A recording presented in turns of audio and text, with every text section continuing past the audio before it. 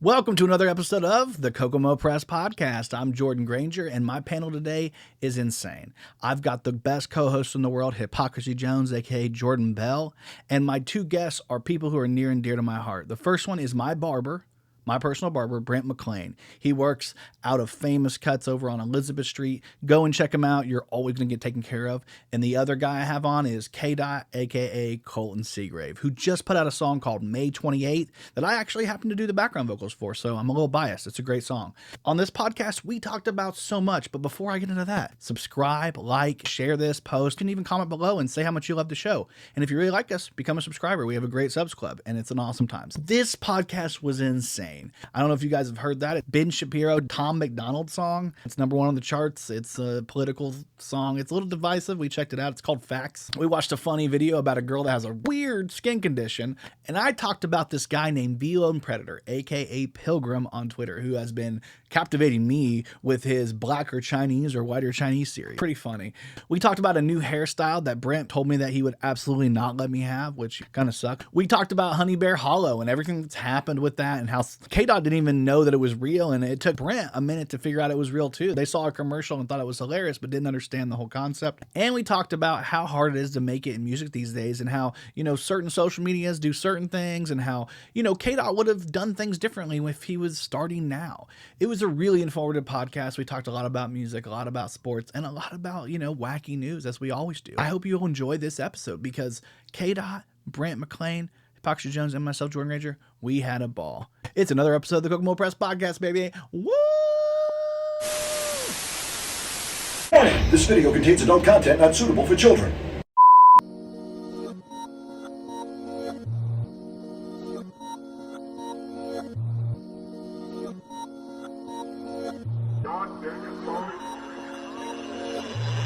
What's up? It's Kokomo Press Podcast. I'm Jordan Grainger, and the panel today is already hooping and hollering. Like, we've been in here laughing, we've been goofing, we've been telling stories that we can't even put on here. We can't. Shock. Yeah. Today, in my green chair is... What up? What are you now? What's your name? I don't know. Because you switched your internet name back. This shit don't matter because social media is fake. Yeah. And who's dumb enough to take social media serious? Me. Me too. I don't know, bro. It's like, I don't know. I think my name's Jordan though. Jordan Bell's in the house. Shout out to Jordan. And then we've got K-Dot. Colton Seagrave, also known as K-Dot. I used to go by K-Dot, but Kendrick Lamar is better than me, so I don't go by that anymore. And my barber's in the house, man. Brent Mcclain. Hey. I love this because we can officially be like, hey, we're not the same person. Exactly. So we are in the same room at the same time of each other, okay? It's Spider-Man meme. The Spider-Man meme. Hell yeah, man. This is a fun one, man. We're going to have a good time. I already know it. You guys don't even know each other. Didn't know each other before today, so that's pretty No, but we vibing out. We vibing out now, for sure. See, I grew up with this guy. We lived in the same neighborhood. Used to play ball together all the time. Oh, hell yeah. Meridian Park doesn't exist anymore, Gosh. basically. Well, the basketball court does. But It's a long time ago. Time ago, back. Wow. Back in the day. Yeah, and you're Taylor. So I don't know. You don't gotta call me out, bro. You saw my shit. I went to Taylor, so I definitely told people I didn't. Yeah, true. That meme that took over this week, man. Oh my God, yeah. Everyone was doing that shit. Yeah. Everybody. Yeah, it was like there was so many. I think the first one I saw was, of course, I went to Kokomo High School. Of course, I saw people box at 7:40 in the morning. Yeah, that's the one that I saw first, and then people started creating them. And then there was one that was like, I went to Kokomo. Of course, I used to sneak out the career center to go to skip the rest of the day and shit. That one popped off. And, I never did that. You never did that? No, I just walked out the door. Yeah. Just left. Yeah, me too. What are they gonna say?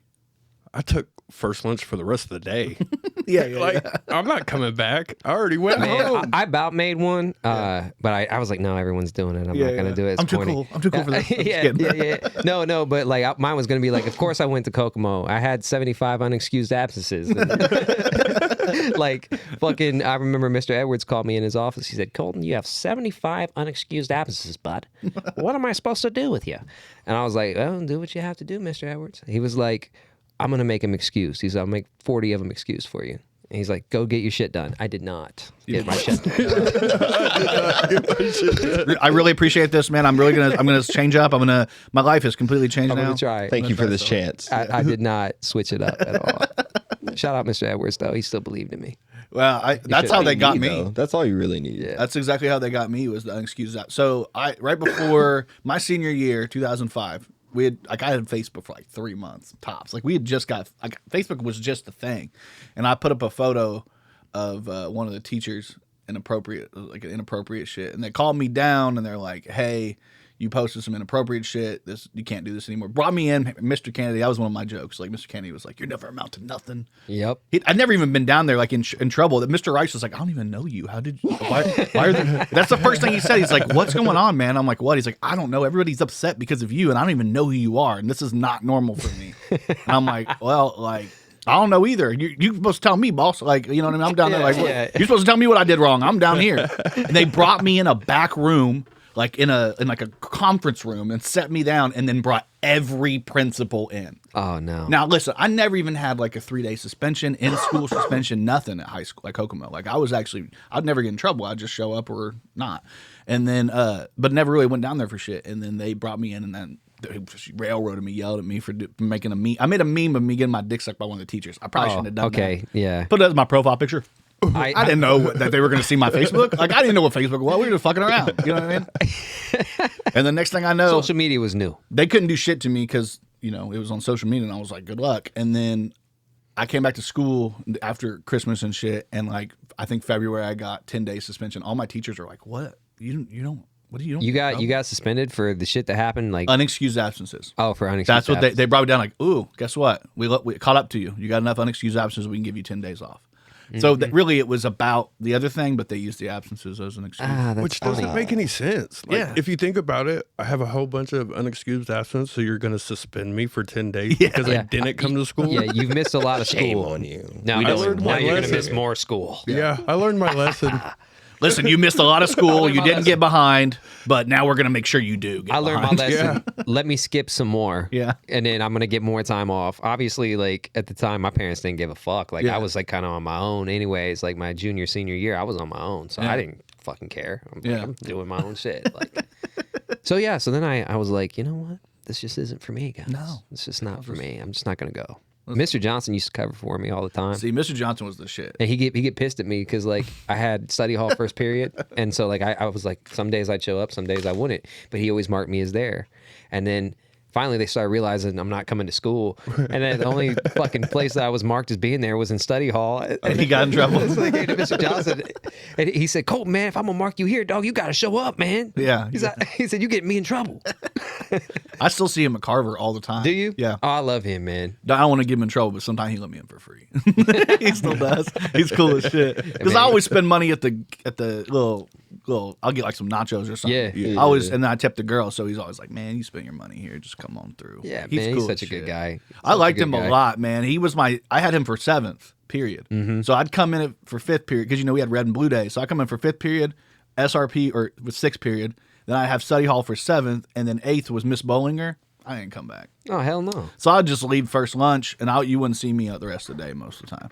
Miss Bollinger also made me pass when I shouldn't have. She let me pass. She just let me, man. She's also the teacher that was dropping N-Bob, so. Yeah. She was the one that I posted that about. Well, you'll have that at Kokomo. Jimmy Bronson about fucking slapped her, dude. I don't know if you guys know Jimmy Bronson. Nah. He was mad, dude. What was the vibe? I think it's Jimmy Bronson. He was the running back, big dude.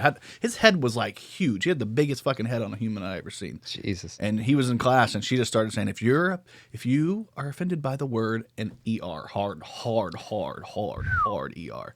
And I just remember him being like, I'm like, he's gonna fucking tackle her. He's gonna tackle this old lady. Why did she? I mean, how stupid do you have to be? Huckleberry Finn, man. She's like, we got to read it the way it's written. Oh, you know what I mean? And it's like the worst. Oh no! I'm not gonna lie. So they did this at Taylor, right? But like Taylor had like 5 black kids in the entire school, and me being half of one, and like did you count as a full? Or did you that's what I'm saying. It depended. Well, my life has always depended like, hey, you're black or you're not black, depending on what room I was in. So if there's a lot of black people, I'm probably not black. But if there's a majority of white people, like, oh, okay, I'm the blackest dude in the room. Okay, like, so like when they read stuff like that and it dropped the N-word and shit, everybody just looked at me and I'm just like, fuck. It's that Bart Simpson meme where they're like all back at the one guy. You're like, damn, Jesus, I gotta get That's when you offended start now. going like this and start looking around yourself, you know. Well, I never could because, like, who am I gonna look at? Like, occasionally I had the other black dude, or maybe like one of the two black girls in my school, like in a class with me, but rarely. Yeah, but when you look at her, is it one of those like, you hear this shit looks? Well, it's always like it's always like, what the fuck, bro? Did we just hear this right? Yeah. It's usually it's that. Oh man, that's tough, dog. Man, It's a lot. We're lucky. You know what I mean? Like that's I'm sorry. Hey, I laid a lot on you guys. I mean, it's fine. It's fine, bro. I didn't help. I just encouraged it. So, but there are like, let's say this girl decided if this girl walked in, would you let her? You know what I mean?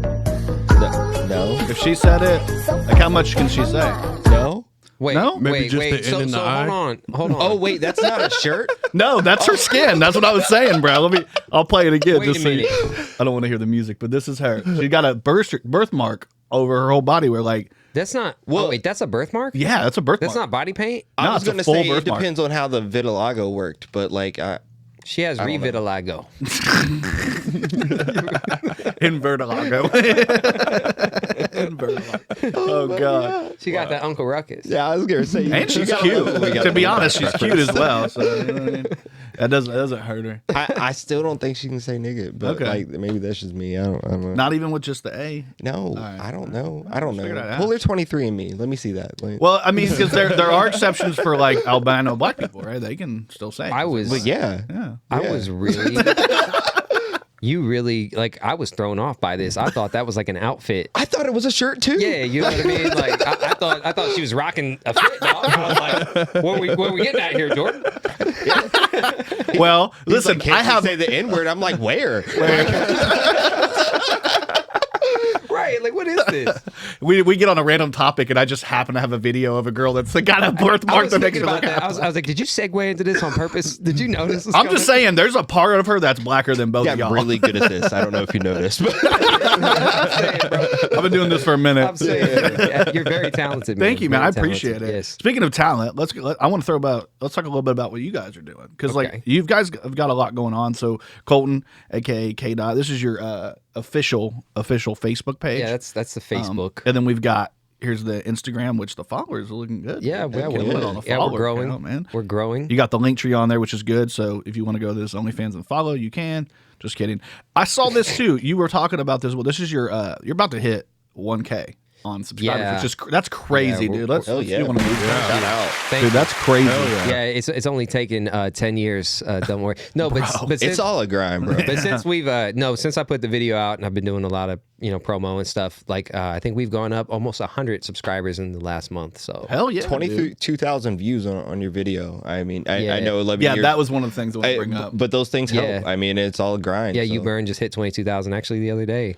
Yeah, I crazy. saw you put like a TikTok out or a reel out about it, and I was like, man, 22,000. That's a lot, dude. That's a whole lot, especially for that's how many subscribers I or how mean, many followers we have. It's funny because it's not as much as some of the Midwest Monster stuff, which I don't even like claim as my solo work. But that stuff, for whatever reason, like people love it. It's like this Halloween, like weird kind of rap shit I used to do with my buddy. Yeah. But dude, like I got on Spotify and I looked at our page and one of the songs had 63,000 streams and some of the videos got like 30,000. They're re-uploads. And I'm like, dude, what the fuck? That's the fuck something, And guy, right? Didn't you do fuck something with him? Yeah. What's his name? Dubs. Dubs. He's retired now. He actually was. You ever heard of shit? What are they called? Oh, they're like famous. They have like 11 million subscribers. Yeah. Anyways, we used to rap with this guy. The Island Boy? Huh? Not the Island Boys. It's like a kids thing. Yeah. FGTV. FGTV. Okay. FGTV. It's like a kids thing. Yeah. Dubs has a toy like through them. Like you could go into Target and like buy this toy. He's this little character named Rapton Hook. What the hell? Yeah, and if you push the button, it plays the song that he made, and it has a little karaoke thing, and his little characters on there. Like, dude, it's crazy. Yeah. That's pretty dope. I mean, yeah. So like, he's retired from music now, though. He's like, Well, that's there's a band locally called Harley Poe. You ever heard? Yeah. of them? Yeah. I mean, if you've been around Kokomo, you might have heard Harley Poe. But they do like Halloween kind of themed song. Like they do like spooky ass songs. So every year around Halloween, though, that band just revs up. And actually, Mike Wilson, the guy who runs the record store, American Dream Hi-Fi, he's actually in that band. Really? I didn't know that. He plays bass for them now. Harley Poe, they've been around for a long time. Long time. Yeah. But they've taken that, they do this type of like spooky like music, and they've taken that and turned it into like a reoccurring thing they do every year where they tour around and they get to. That's awesome. You guys could Midwest Monsters it up and now, tour every Midwest year. Monsters, we've been dead since like 2017. Just 2000, just dead. Yeah, we just do our own shit. I think our solo stuff is so much more different, and I think we both would rather make our solo music. But he's retired now. I mean, like he put out his last album, which was kind of like a pop album almost. Hell yeah. And it was really good. Yeah. But yeah, he's kind of retired now. Yeah. But he's out of Michigan. Yeah, he's out of Detroit. Yeah, that's what I thought. Excuse me. Sorry, I just started choking. Hey, Yeah, you okay? You I'm okay all right. over there? It was just the coffee, I think, kidding me. So I should drink more of it. There you go. Perfect. But you put out a recent music video. Yes. For a song. I'm going to put a clip of that song up real quick just so people can kind of hear. I got a couple of songs that we're going to, but kind of hear a little bit of it. This is the beat. I'm going to get that hook. Just wanna feel free. I just wanna feel May 28th. Yep, May 28th is the name of the record. Looking into your eyes, it was like heaven. No, 5 years go by, now I have to let it go. A different kind of drug, a different kind of love. We made a couple vows. Depression. Gives a fuck. A different kind of drug, a different kind of love. We made a couple vows, but really gives a fuck. Check it out, May 28th. That's Colton Seagrave. Yeah, and Jordan yeah. Jordan lent some vocals for that. Yeah, I did a little bit on it. It was really exciting because it's at Athmas Studio. Yeah. In Indianapolis, like what, Carmel? Yeah. No, it's like on the north side of Indy. Yeah. I went over there. I stopped at the nicest Target I've ever been in over by there on the way. I was like, I need to get a drink. I don't want to be the guy in there that's like thirsty and doesn't have a drink. So I better get a drink. I went in that Target. I took a piss and everything. I was like, it's nice in here, dude. There was a lady in there. I love her so much. A heavyset black lady. And she just kept going, next, please. Next. Somebody can use the to go, like the one with the drinks and shit. She was cracking me Like, up. get the fuck out of here. But she was directing traffic like it was the airport. It was great. I was like, this is efficient. When I gotta ask, because I was thinking about this earlier. So when you came, I was like, hey man, we stopped by the liquor store, blah blah blah. Yeah. And I wound up just going. And then when you got there, were you there when the shrooms were offered to me? So the shrooms were you already had the shrooms. You'd already taken them. Oh, had I? I think so. Had I? Because you were like, hey man, I just took some shrooms. If you want, I'm like, I gotta drive home. I was like, I can't. No, I've never done shrooms. I No, can't. so like I was offered, like I walked in and I was offered shrooms. Like that's like how it went down. He's like, here, man. He just hands me a handful of fucking shrooms, and I'm like, well, I'm not gonna eat these all right now. I said, but let me put these in my back pocket. And then I went on like Facebook Live, like when I got done recording, and I watched the Facebook Live afterwards. And I'm like, oh my God. I'm like, what the fuck was I doing? I feel so bad for Jordan and everybody that was in the room with me at that point in time. Because I was just having a great time. You were having a blast. I was having a okay. Jordan was like laying vocals down, and I'm like, yes, Jordan. Yes. I'm like so excited about this shit. I was jumping up and down and shit. It was fun, man, because when you walked in the room, I walked in the room, you were still kind of going through, like, you weren't even in the booth yet. You guys were just talking things through, and then you went in the booth and kind of did a couple of things, and then I really liked it in general because you let me, I had a couple of suggestions, and you guys were like, let me hear that, and then it ended up, a couple of things ended up coming in the song. Yeah. Like that gives a fuck. Like I was like, you should let it breathe before you, because you were doing, who really gives a fuck, woke up in this alcoholic. Yeah. And then it just started right in, and so letting it breathe was we let it breathe, and that kind of put the little bridge-like part, and then Yeah. And that it made the song. It really did. I mean, Max, really did. right? Max. Yeah. He's amazing. He was like, it was like, here's a thought, and then he was like, boom, and then he put that kind of, what is it, echo kind of, it made it just sound so good. But like when I went in there, the song was, they hadn't laid anything down. He had written the whole thing though, and then he started putting it down. It was a really fun process. So as much as you were like, woo, I was crazy, I was hyped though. I had a good time. Yeah, I'm glad you did, man. Yeah. I'm glad you did, because I went back and I rewatched it. I'm like, oh fuck, I'm sorry, Jordan. I'm sorry, man. God damn, I was an about idiot. 6 months before that, I had an experience where somebody hit me up and was like, you want to come to the studio? We're gonna do this. I have a song, a hook, and I was like, sure. And I showed up, and they had like, I can't remember the name. What's it called? It's not a delay. It's when like everything's like slow, and I know. Yeah, it's there's a name for it. I can't remember. Yeah, it's latency. Latency. The latency was horrible, and I kept having this issue over and over again. And I was like, because I like to look at the music to see when I'm coming in to like, because it kind of gives me a feel. I like to see it all, and I usually go to Matty Kroll at Outhouse Studios, and he's my homie, so it's easy to record with him. And so I went there, and it was the worst experience I've ever had. And I was like, so when I went to meet you, I was kind of like not sure. I was like, this because it's going to be really great, or it's going to be really awful, or hopefully I can just settle in the middle. So it was great that I had an absolute blast. Yeah, I don't like if we're gonna go record, like I don't even record at the house anymore. Like, and when I did, like I made sure that my shit was right. But man, I'm not recording on no $10,000 mic or no $30,000 soundboard, and like I'm just I'd rather. And they give me, they help me out up there at Azimuth. Shout out to Azimuth, because Max has always helped me out and given me discounts on my time, and he makes his money, the studio makes their money, but he's, you know what I mean. They take care of me. If he one of the things he said when I was in there, and I don't think he'd have a problem with me saying this because I know we were hanging out, but one of the things he said in there, if he enjoys the person he's in the studio with, he's a lot more inclined to say, let's just do something. Yeah, exactly. And that's what he said about you. He was like, I actually enjoy doing music with you. He said he was listening to old music with you guys and was like, man, I need to get him back in here. So like, that's a cool thing to have happen. Yeah, and man, then he's a great dude. You shot a music video for May 28th, the song we just listened to. Yes, I did. With the amazing, talented Brian Foster. Mr. Brian Foster. Foster. He's been on the podcast a couple times, and Marawambi's Canary Currency. He's done. He did Donovan Pike. Yeah, you know what I mean. And then he runs his own media company called We Are Media. So. Yeah, he's a really good guy, man. And like, so one of the reasons why I wound up going with him is because I watched some of his work, and then I talked to him, and just the way he was like, hey, I'm gonna take care of this. I'm gonna take care of that, and I'm gonna write a script up, and I'm gonna go over everything with you. I was like, okay, that's way more than anything that any other videographer offered to do for me. I mean, ever. Yeah, I didn't have to worry about shit. Like I gave him my budget, and he took care of everything.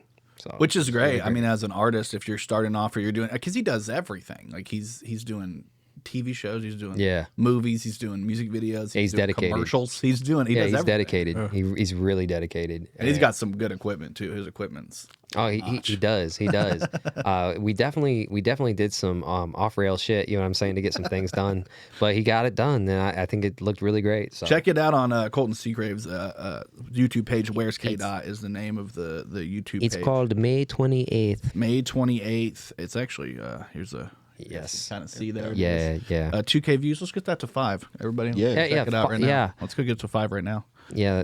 That'll happen real fast. Yeah. Have you released the video on YouTube or on Facebook directly?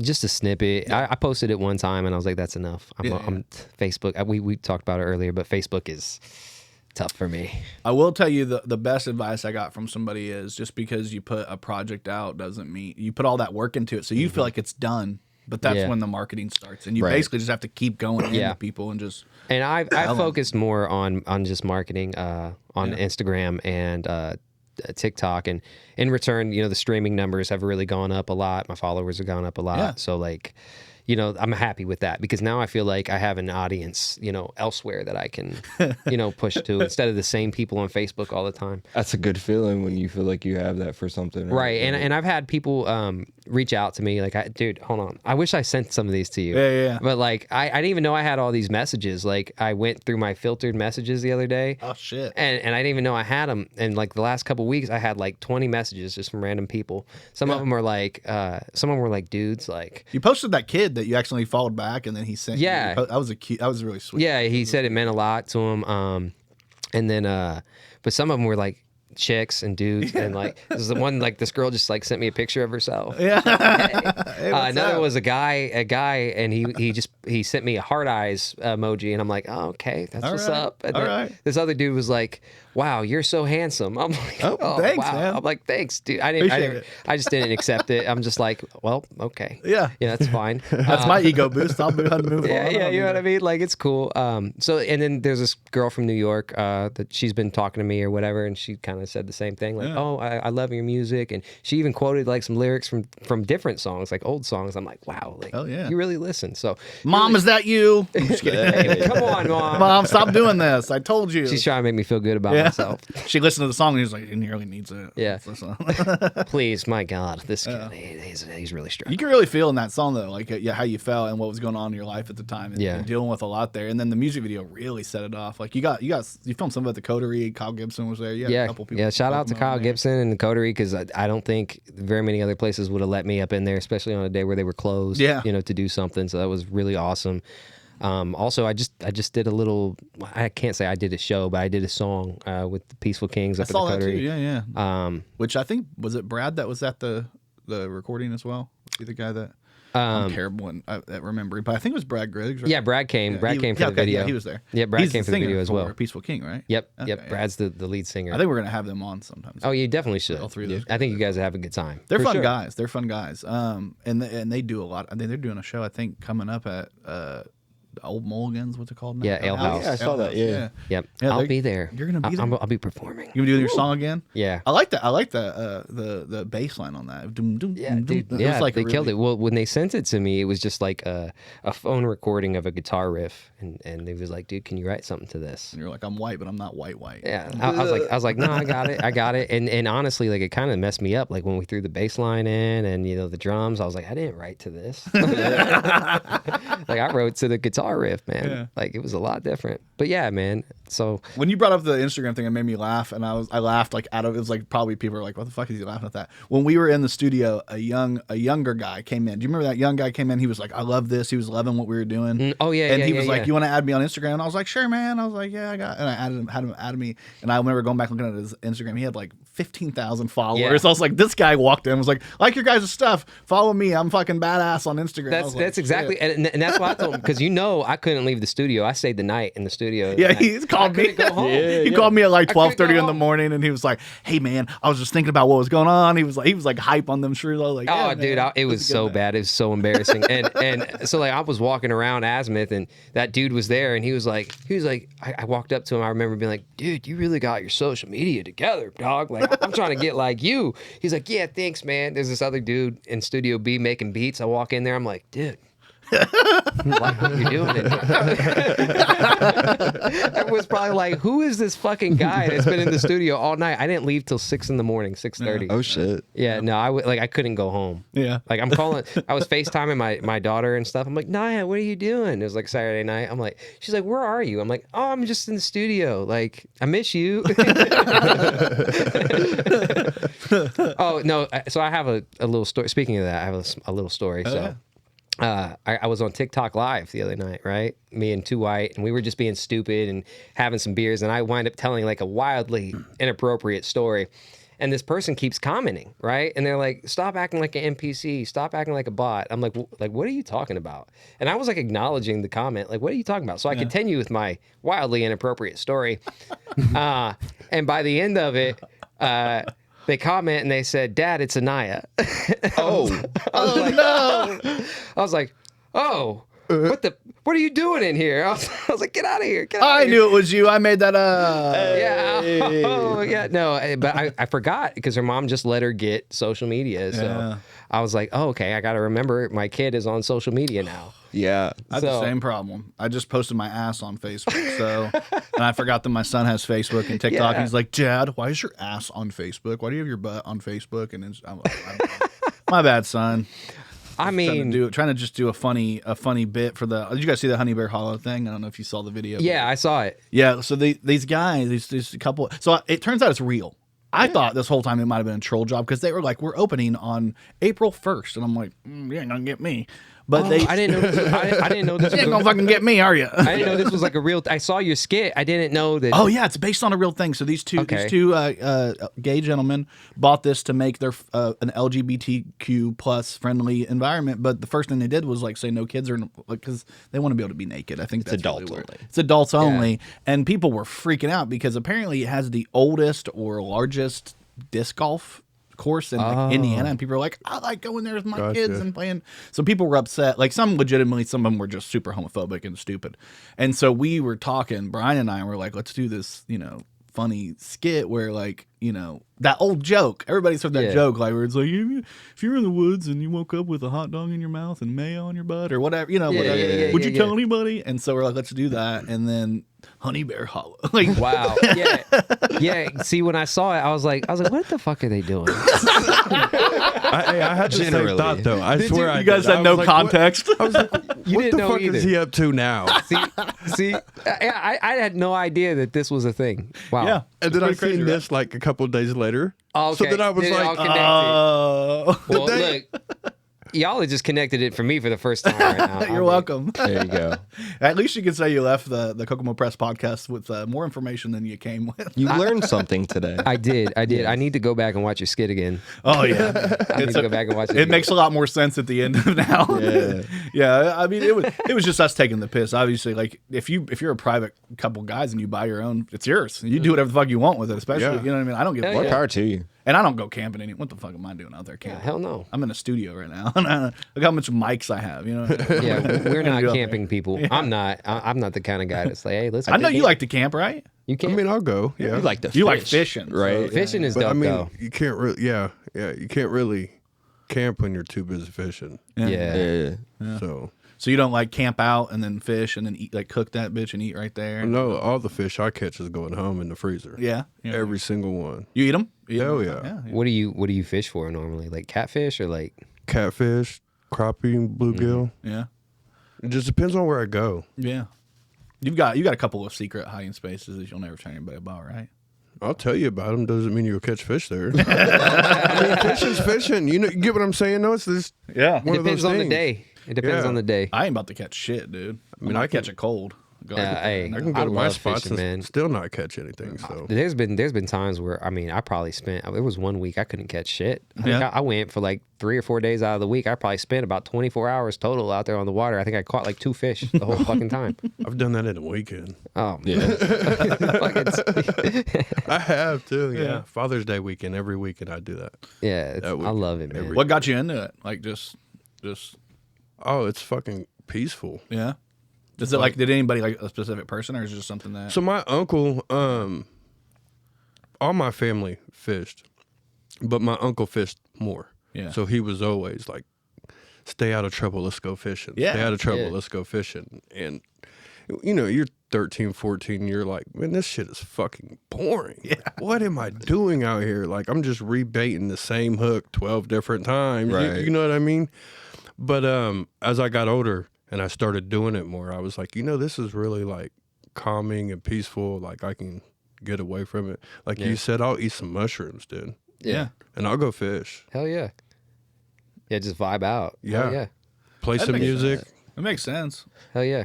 It is peaceful. Like Yeah. when I was a kid, when I used to go when I was a kid, I wanted to catch fish. If I wasn't catching fish, it was boring, right? Yeah, yeah. But as I've gotten older, and I go, like, it's just nice sitting out by the water and just relaxing, man. I mean, it is. It is. I still get to that though, where I'm like, man, I ain't catching fish. I mean, I go the fuck home. Like, I'm Yeah. not gonna keep just sitting out here baking my black ass in this goddamn sun like I am. You know what I mean? Yeah, I feel But it. I'll sit I out never there. do.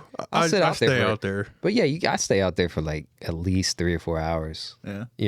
At least. Yeah. See, what you said when about being younger and being like, fucking, this is boring. I stopped there. I was done. I was like, yep. I never went back and figured it out. I also don't eat fish. So, like, I make the joke all the time, like, what am I doing out there other than just wasting their time? The fight. the fight. I'm like, hey, buddy, what's up? All right, bye. Like, they're just like, what the fuck? I'm late to an appointment. I'm supposed to go see fucking my fin doctor, and Got a you just fucking hook in made me there. late. I Hook in my ain't gonna mouth. believe some fucking guy randomly was like, hey, buddy, and then put me back in the water. I feel bad. Yeah, because that's how they communicate through the water. Right. Hey. Leave me the fuck alone. Oh man, My wife's gonna think I'm cheating again. I'm gonna make a gif out of that. Yeah, the face. I'm gonna make a gif out of that. Bro. I got you. But Brent, you're my barber. Yeah, You know, yeah. I can't believe we haven't done this before. I gotta throw this up here for people to see. I don't know why it's doing that again. It loves to do this to me. But you've actually moved shops. You're at Famous Cuts on 2032 South Elizabeth Street. You're booking now. Yeah, You're getting more and more Yeah. people. You've got you work Monday and Tuesday, Wednesday, Friday, and Saturday. So you got some different hours there. But check this out. If you see this, check this out. Screenshot this right now. Hit them up. Get your kids in there. Get whoever. Go get a fresh cut. Hell yeah. I always get. Yeah, I always. we'll get good always cuts. take care of you there. Yeah. Yeah. So, what made you switch shops? I mean, nothing. I mean, obviously, don't spill too much to you. I'm just kidding. No, it was so. I already have been debating it. I've been there 7 years, you know, At Fade, yeah. At Fade. So, there's nothing against anybody over there. Shout out to everybody at Fade, but it was just one of those things. I had been there 7 years. I hadn't really worked anywhere else, Yeah. so I was like, I kind of just want to branch out, Yeah. and work with a bunch of guys. Yeah. Sometimes, With the fellas. yeah. Yeah, it's a different vibe. And you've been homies with those guys for a minute too. Right? Oh, yeah. I mean, I remember Yeah. talking to you about it a while back. You were friends with those guys, and that's probably nice to get into a shop. Hey, nothing against the ladies there. There's a lot of ladies at that shop, man. Yeah. And they talk yeah. a lot. I love them. A lot, love them. Shout out to your lady. Yeah. Yeah, I got one of them at home. No, yeah, that's why I said, and it's nothing against them. Like I said, it's just like personal growth is what I'm just going for. Yeah. You know what I mean? I had some plans for this year that,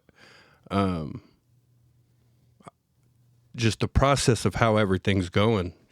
It just, this move, this change, the being uncomfortable, is, I feel like what's needed for the next steps that I'm trying to go to in the whole barbering industry. So Take that. That's one of the reasons why I like going to you. I think the last time I went, well, so for the longest time I've been rocking that damn mullet, and you've been having to keep that up, which I appreciate you keeping it looking nice. But at the same time, it was that was one of my favorites, though. Yeah. Mullets. I love doing mullets for some reason. yeah, they're fun to do. And so I'd come in there, and then finally I was like, yeah, I'm ready to chop this off. So we chopped it off, and one of the things you chopped it off, and then we chopped it up. And when we were talking, you were talking specifically about kind of like actualizing a little bit about like making yourself feel. We were talking about being uncomfortable. Yeah, do yeah. stuff that makes you feel uncomfortable, because the more you do things that are too mundane, too easy, it's easy. Yeah. You don't really grow from that. You Yeah, got to but branch out and shit. Also, Gotta put yourself out once there. you Yeah. get comfortable, Absolutely. it's hard to get out of that comfortability. Because you're so complacent, you just want to sit there. And it's kind of like that saying, if it's not broke, don't fix it. Yeah. Yeah. But if, like in my situation, maybe like in your situation, with music, because you got to put yourself in, Yeah. uncomfortable different situations and shit. But you got to do it to be able to branch. move up. And Yeah.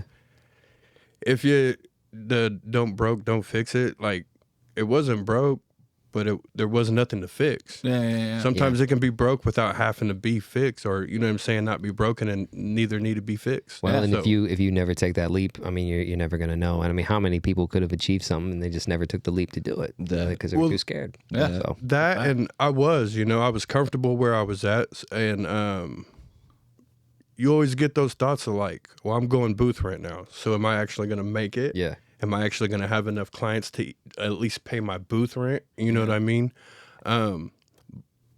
But shout out to all my clients, everybody that came last week. That was my first full week there. I had a great fucking week. So I was a little sad that I went right before. Yeah, let's do that.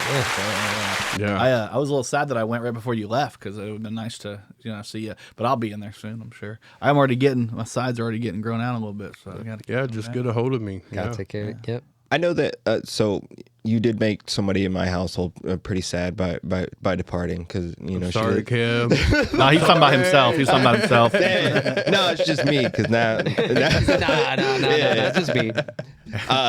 now people ain't gonna be like, I saw you at Fade, and I'm gonna be like, no, you didn't. Yeah, well, I won't get asked if me and Kim are getting married anymore either, and how I feel about it. That's good. Because that's happened a few times. They're like, how do you feel about the wedding? And I just look at them like, I'm not getting married, so I don't know what to tell you.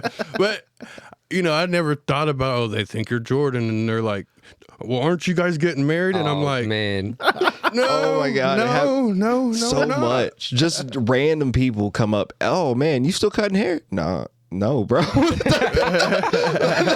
I've never cut hair in my life. No, no. That's funny as shit. Oh man. I can see it though.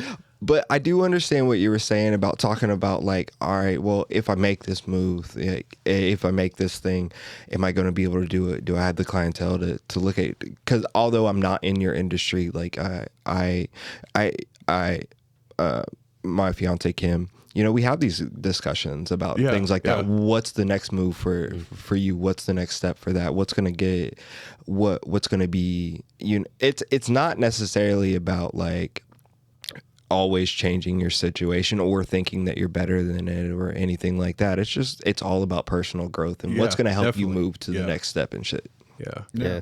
And what's the goal you originally set out? And sometimes you'll set out like, I want to have my shop one day, and then you'll get somewhere in somebody else's shop and you'll get comfortable and you'll be like, oh man, I forgot that I wanted to. I got too comfortable here. I forgot that I actually had plans. Yeah. And I was too busy being comfortable then to get the plans done. You know what I mean? And I think in this is one step towards, you know, you're just hanging out with the fellas, man. Some guys that you're friends with, and it kind of, I think the vibe changes a little bit. You know what I mean? In that type of situation. And then barbershop's just different than a salon. A barbershop and a salon, they're just different vibes, man. It is 100%. Yeah. I think it's great. Kyle's there too. Like Josh, Kyle. Kyle Ryan, Ricky Featherstone, Josh Ebling's there, and Matt Martin's is there too.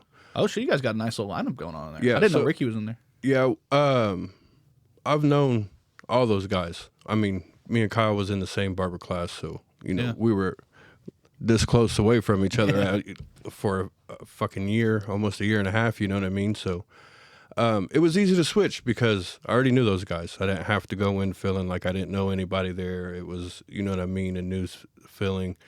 It felt like home. Yeah. I mean, the very first day, so.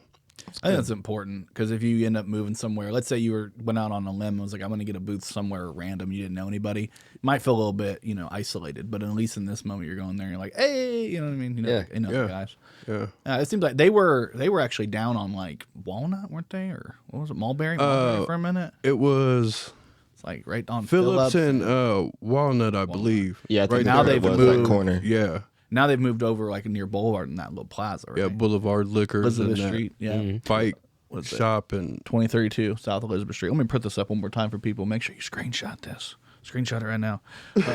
Yeah, I made that little graphic for you, and then we never messed around with it for a minute. And you guys like that little? I was gonna say I really like the dreads on the barbershop. honestly, I think I'm gonna have to have you send that to me Oh, so well, I can I'll make send my it. card like that. Yeah. Go get my cards done. No, that needs to be your card. 100%. Yeah, I dig that. That's fire. 100%. Well, he sent me one that was similar to that one, but it didn't have like him on it. It was just like a cool looking, you know, thing. And I was like, I'm gonna try to see if I can I'll send you both, and I'll personalize it. And then I sent it to him. He's like, yeah, I like that better. Yeah. I was like, it actually looks pretty cool. fire. I can't believe I let it sit in the non-saved for a minute. You know what I mean? It should have been used a lot quicker. But now that you got this, you know, this Famous Cuts going, it's even better. And I stole the logo. I messaged Josh today and was like, hey man, can you send me the logo? Because like I can't find a clean one. And as soon as I sent him that message, I found it.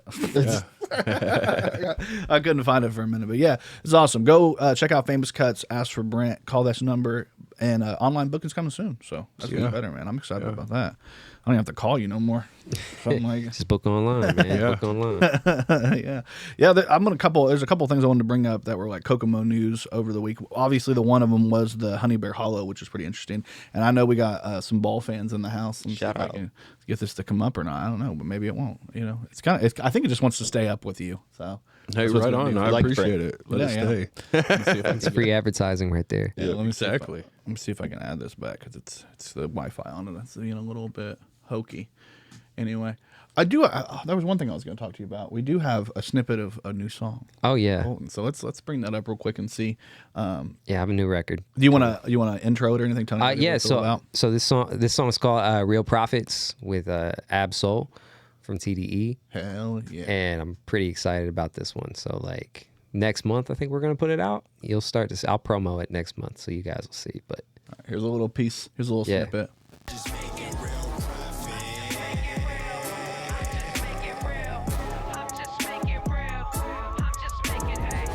Squad with a before the blade. I'm the rapping god, spitting throwaways. I'm in the Golden State with some stolen plates, and I'll drive this bitch through the motorcade. I just motivate. What's the motive, K? But you know I'm late. I got a show today, and I can't stop shit till I'm overpaid. And Daytona, looking like I'm overweight. Man, I'm choking bitch out like Draymond Green. Got a few scars from the things I say. I gotta stop it there. I don't want to get you guys get a little snippet. I don't want people to get too. That line was hilarious.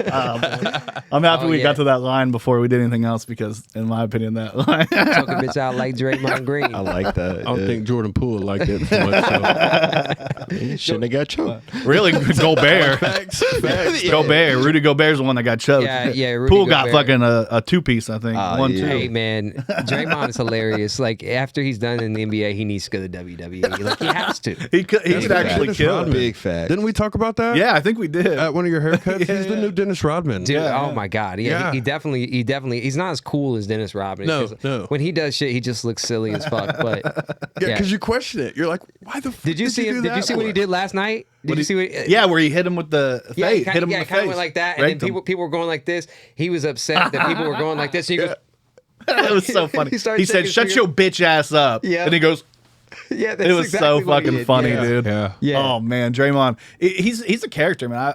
He's got his own podcast. You know what I mean? He has his own show. Yeah. If you check it out every once in a while, and he's good. charismatic as fuck. Oh, Like he yeah. really is. But on the I mean, I'm court. sure he's a good guy, but some of the shit he displays, like for the NBA, is kind of questionable. You know? I think he gets in his feelings. He gets angry. He gets frustrated. He's getting older. You know, he's not as athletic as he used to be, and he just Well, he was a choking 4-year motherfucker out. senior Like, at Michigan State, right? Was it Michigan? Yeah, he played with Brandon. yeah, he played with B Wood. Yeah, who was in here. He told us a couple stories about him. So, I mean, it's interesting, man, because he's already, at this point in his career, he's, 3 championships deep now? And he was like a second, 4? Is it 4 now? 4. I couldn't Yeah, remember. say I'm 3 like- or 4. Yeah, Oh, you yeah, got they 4. won 1, then they won 2 with Durant, and then they Yep. won 1 without him, right? Yep. Yep. Yeah, they got 4. You got to put some respect on his name. Yeah, Like, at the end of the Yeah, day, yeah. You got what can to. you do? and he's an enforcer out there. That's his job. It's his role. He's yeah. I mean, he plays it perfectly though. yeah. He You know just what I goes mean? a little Like, too far. Yeah, Just yeah. goes a little too far. Maybe they need to let him go to Vegas. Poor Rudy Gobert, man. Like, That's what Rodman did. Have Curry and Thompson come find him. Yeah, they gotta come find him in bed with what model are we gonna use? Maybe a Kardashian? Because Mia Khalifa. didn't they? Yeah, Mia Khalifa. Well, they came in. Who was it? Who was the girl that they found Rodman with? Because they found Rodman with a girl. Rodman, Was it- didn't he used to date Carmen? Jenny Electra? McCarthy, right? Oh, Carmen Electra? He used to date Carmen Electra. Maybe it was, yeah. it was Carmen Electra. That's who Yeah. it was. I was like, it's one of those girls. You know, those were both like they were big around the same time. Yeah. Yeah. Carmen Electra. Yeah, she was in bed with him when it happened. It's She's fucking like, next thing I know, I legendary, look up Jordan banging on the door. Come on, man, we got some basketball to play. What a In the life. middle of the playoffs, What a too, fucking right? life, dude. Yeah, in the middle of the playoffs. We got a fucking game. Dennis. But he said he never could get mad at Dennis because when he came to the game, it was all business. Yeah, you know? yeah. He played his fucking heart out. Played his role. I think it's the same. That's probably why people always were asking when everything happened this last time with Draymond. The choke on Gobert is the one they were talking about, and they were asking, why hasn't Curry said anything? Yeah. Why doesn't he? And it's like it's probably the same reason why Jordan wouldn't say anything about Doesn't want to Rodman. take sides. That's his dog. Did, I mean, did, no did you hear what? what the You hear what fuck? Shaquille O'Neal said about Rodman, right? What'd he You say? ever heard that? Yeah, okay. No. They asked him. They said, out of all your teammates, who did you dislike playing with the most? Yeah. He said Dennis Rodman. And they said why Dennis? Why Dennis? yeah. He said because this motherfucker would show up 10 minutes before the game, like we're supposed to be walking out. He would take a cold shower, get dressed, come out, sweat all over the fucking court, go to the fucking locker room, not shower, get dressed, and go to the club smelling like 10 men. Yeah. He said he would drag Shaq out with him sometimes, and Shaq said he hated it. He said, I thought I was the life of the party. He said, no. He said, I don't party like this guy. And he was probably drunk too. That's Drunk the as thing, like fuck, drunk. Just played a professional basketball game for fucking 40 minutes and going straight to the club. No shower, no nothing, just sweat, Here gross. I am. Yep, about to get some hose. Yeah, and he still got hosed. That's the thing. He stank, and he still got hosed. Was it the money though? Yeah, Was it the money that got him, or I think it was everything, man. That dude was a spectacle, man. Yeah, he really was. Yeah. He really was. Cat Williams told me that's why he put on the dress. He was like, the Illuminati made him put on that wedding dress. Really? I wouldn't doubt it. Stop it. I think Stop it. no. Rodman was just out there, bro. Oh, for sure.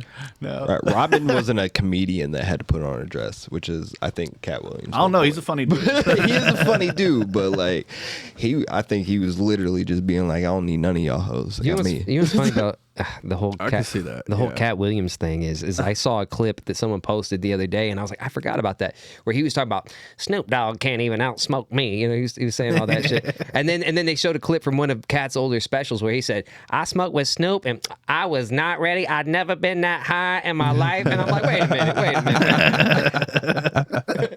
Wait, we got the receipts, bro. Like, we got the receipts. He just likes to say stuff.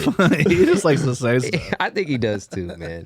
Maybe you just caught him on an off day. I mean, I smoke a lot of weed. I ain't saying like Brent could outsmoke me, but we can try though. Right? I know. Right? Next week on the Kokomo Press Podcast, that's an idea. the smoke off. That's an idea for the next podcast. For There sure. we go. 2 guys, 1 face, apparently, and a bag of weed. 2 guys, As 1 long face. as there's no cups involved. No. I don't know how I feel about 2 guys, 1 face. I don't either. That title. No. Oh God. So I want to bring this up to you guys. This is an insane story. So I don't know how much I've told you about this, but this is there's this page on Twitter that's been popping up everywhere for me. I don't know why, but it's called this guy. It's called V-Lone Predator. Okay, this is his face. That's what he does, and his calling card is somebody famous, somebody random will post a picture, and the next thing he does is he posts to them and he says, well, these are the memes. So like on random people will call for him and this is what they want him to show up. But inside you, there are 2 wolves, black or Chinese. So he turns people's faces. So this is one of the ones that really pissed people off. This was Martin Luther King. He says, here's what he would look like if he was white or Chinese. And then the next one, this girl, Not can someone inaccurate. please Photoshop my forehead so hard? Nope, but here's what you look like if you were black or Chinese. So it's all he does is he posts like, here's what you look like, black or Chinese. Now I understand his logo. Yeah. His logo is kind of crazy. But she goes, I was teased every day for being brown. She's like, well, here's what it looked like if you got teased for being black or Chinese, which is hilarious as fuck to me. And then, so like he even got Taylor Swift. So I love it. Here's what you look like, black or Chinese. So all this stuff happens. People were pissed off. Like anytime anything is black and Chinese, he gets tagged in it. And that's why you see like the memes, like people be like, he's coming, like the Batman meme or like whatever. And then somebody was like, hey, I figured out who you are. And he actually got doxxed. So they're like, hey, V-Lone Predator, or should I say your real name, Edward Imgern? You live in this house and this is your true face. And his response, here's what I look like if I was black or Chinese. That's fucking great. So anyway, this is something I've been following for a while because I'm like, this is so fascinating. This guy literally just created a Twitter page, and then the whole thing is just famous people, black or Chinese, or white or Chinese, depending on. So when he does a mixed person, does he just do Chinese? Well, he'll turn them white or Chinese, you know. Oh, okay. Yeah. Here's what you look like if you were the rest away white or Chinese. You know what I mean? I want to know what I would look like if I was one ethnicity. Yeah. Like legit. That's that's weird. Yeah. Well, inside of you are 2 wolves. Black or Chinese. It's just such stupid shit. Well, then somebody posted this.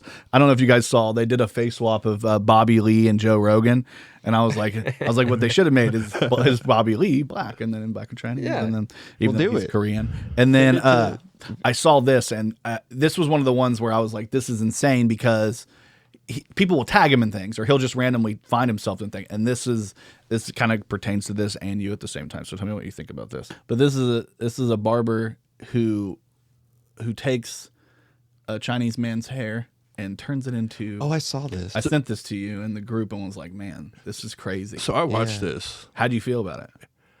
I think it's a little too much.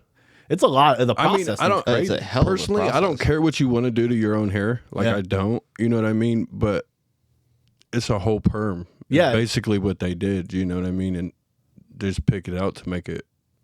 Yeah.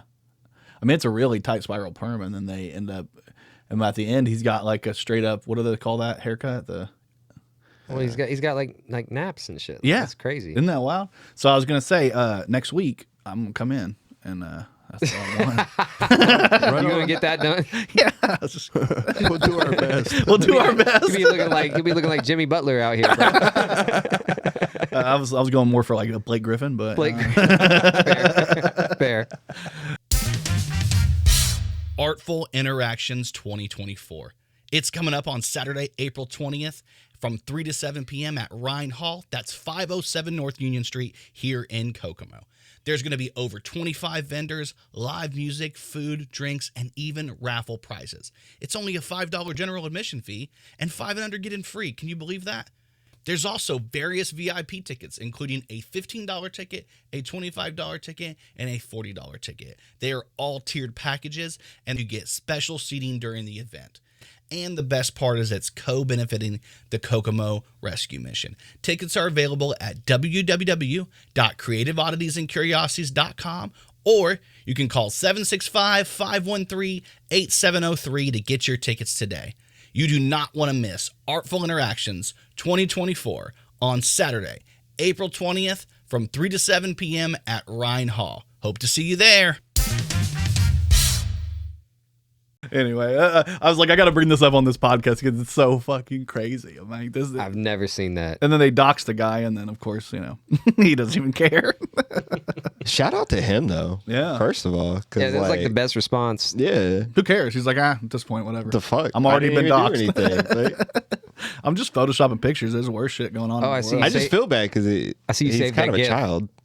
I see you saved my GIF. Oh yeah, I'll post that. We'll bring that up. This is Too White in a song. Too white. Too white. Just put out a new video. That's my bro, and I made a little GIF of him. Check out his new dancing. video. Yeah, he's been on the podcast. He's got a new video about his upcoming child, birth of the child. Yes, yes. Which is really cool. I like stuff like that. Another song that's been popping on the charts. I don't know if you've had a chance to check out the new Oh my Tom God. McDonald, Ben Shapiro song, Facts. Yeah. So here's the thing. I've seen this posted, but I no. No? I'm good on that. You're not gonna go listen? You're gonna go No, cop that? no, and I saw somebody in the comments say something along the lines of like, didn't Ben Shapiro say that he hates rap music? Like he fucking hates it. Said But it's not music. but it's okay because it's Tom McDonald and he's based his whole career off of I'm white. Yeah, let's be proud. Like, Yeah. He You don't claims know- he you don't know- hates rap music, but he spends a whole lot of time talking about it. This is the same dude that went line for line on WAP. I like how he's got like look at the cover, man. It's like one of those like mixtape covers from like 2010. Ben Shapiro's looking like you know what I mean? Like the little like Damn, son, why'd you do this?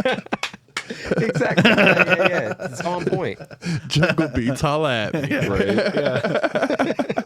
It ain't where'd you find this? It's why'd you even do this? Why'd you do Damn, that? Damn, son, why'd you do this? That's fire. But yeah, no. So did you listen to it? Yeah, I checked it out because I'm like, I have to stay up on everything. And it's the number one song in the country right now. It is the number one song in the country. You're I looked lying. it up. iTunes No, it's charts true- number true one. story. And it was like, remember when they had there was another guy that came out with that like MAGA song, remember? We talked about that on the podcast. And actually, it Oh, the wasn't Florida a bad, guy, right? Yeah, it wasn't a bad song.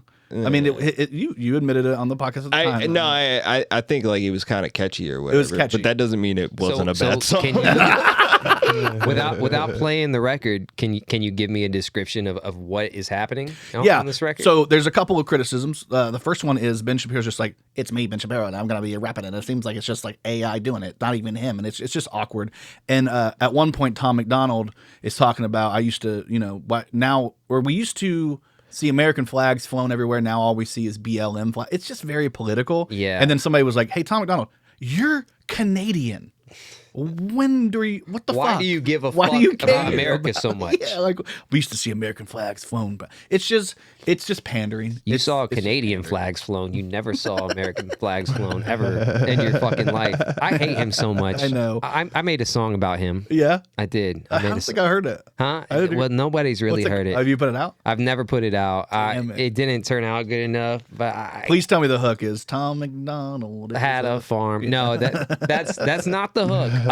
But no, I was just saying shit like about how he, something like, you scared of black people.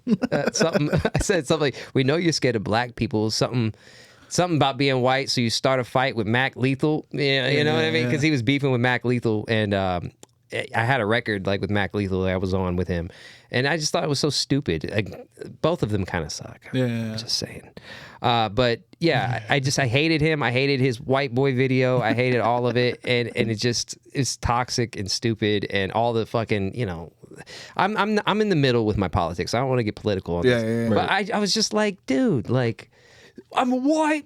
boy, white boy, and I gotta come with the white noise. And I'm just like, I'm like, okay, I'm sorry you're so oppressed, bro. Fuck, man, shit. I think it's just you can tell when somebody's pandering. You can just tell when somebody's doing something in order to like appeal to one and try to be like, ooh, look how cool I am. I can.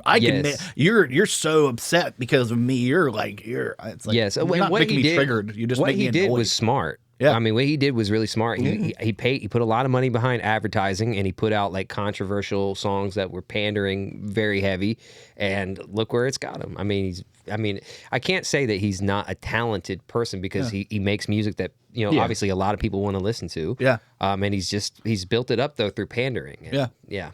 But he's your favorite rapper if you don't listen to rap. That's the argument, though. Like, he's probably, my grandma's probably heard this song. She's like, Colton, have you heard that? I swear. I swear. You know, you know how the older folks are, especially like I'd rather listen to Sexy Red. I'm not gonna lie.